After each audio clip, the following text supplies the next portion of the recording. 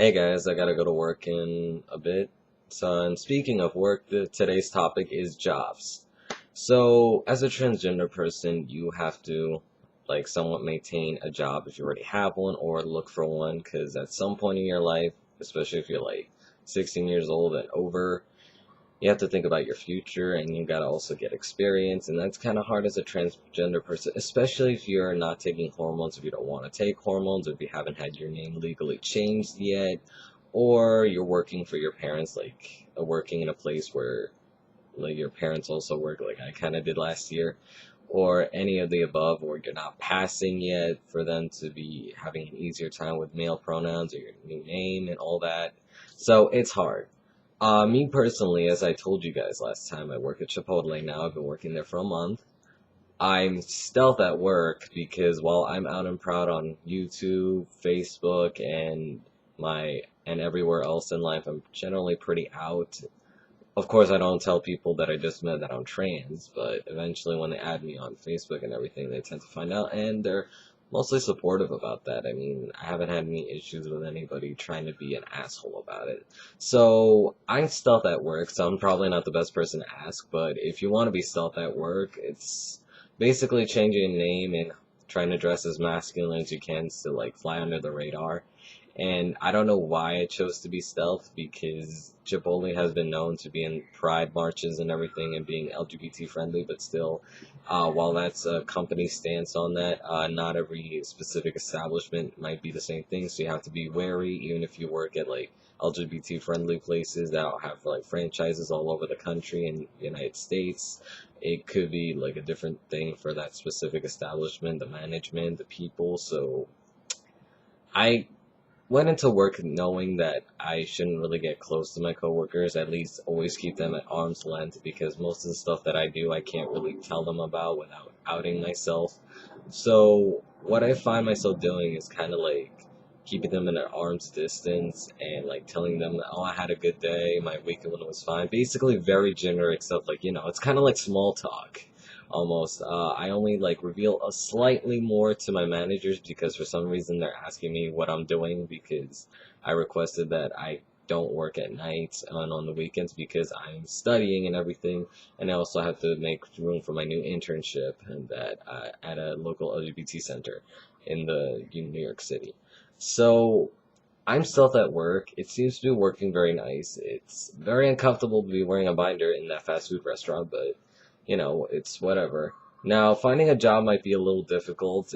That's the really hard part. After that, it's generally smooth sailing. You have to basically stand up for yourself because, especially if you haven't had your name changed yet, or if you haven't been taking hormones for very long and you're still not passing, you're still in that in between stage, or the changes are coming in really slow. Whatever the case may be, you have to be willing to stand up for yourself because you're the only one that's going to be representing you at work, so no one else is going to defend you for you. So, what are the things, there's your resume when you're looking for a job.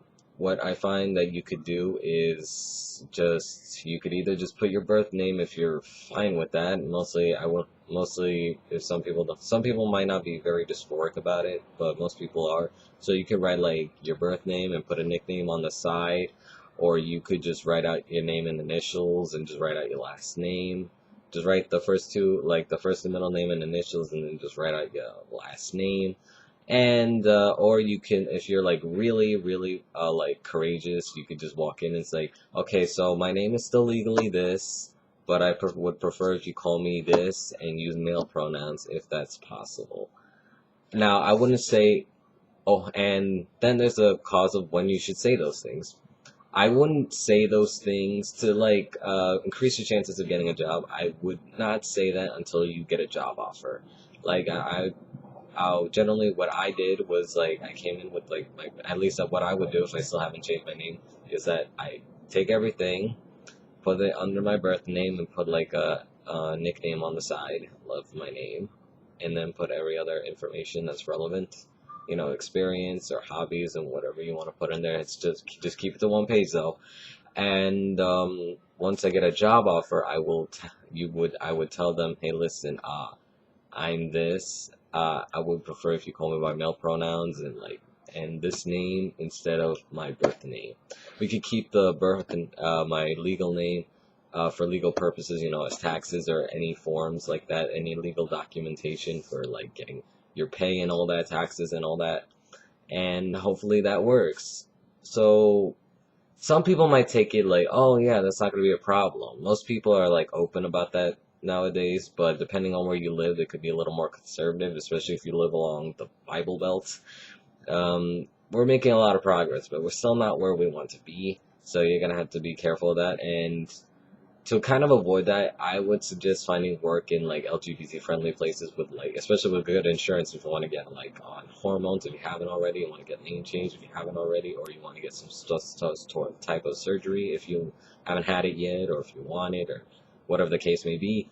You could also find stuff. A couple of good LGBT friendly places to find jobs are Starbucks. I heard they have really good insurance. Like my friend had like keyhole surgery almost completely covered by Starbucks, but you have to work there for like a year or more, I believe. But it's really worth it, I believe. They have really good insurance, I hear. So Starbucks is one. Chipotle is also a good thing. They also have insurance. I'm not sure about the insurance because I already have it and I didn't want to sign up for that. I would also think of maybe CVS. They're also really good about that kind of thing. I'm trying to think. There was another one, but I forgot exactly what it would be called.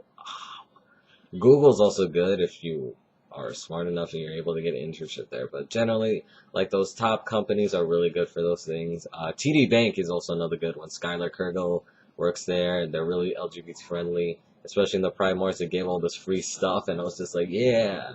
So if you can't find a job or if you like have no experience, volunteer somewhere. Granted, you're not going to get paid, but at least you'll put some experience on your resume. It's better than nothing. Or find some type of internship at like school. If you're still in school, take advantage of those internship opportunities that your college may offer. Who knows? It might turn up being paid. Like my internship that I got, I was gonna still volunteer even if I wasn't getting paid, but still the bonus is nice. I'm getting paid slightly higher than my own main job, so that's awesome. So those are the tips I can give you. I hope this helps. Anyways, I gotta get to work, so I gotta get dressed and everything. So I will see you guys next week. I hope this helps. If you have any questions, just leave it in the comments below. I'll try to answer as best as I can. I don't know everything, but I do what I can, you know. So, yeah, see ya.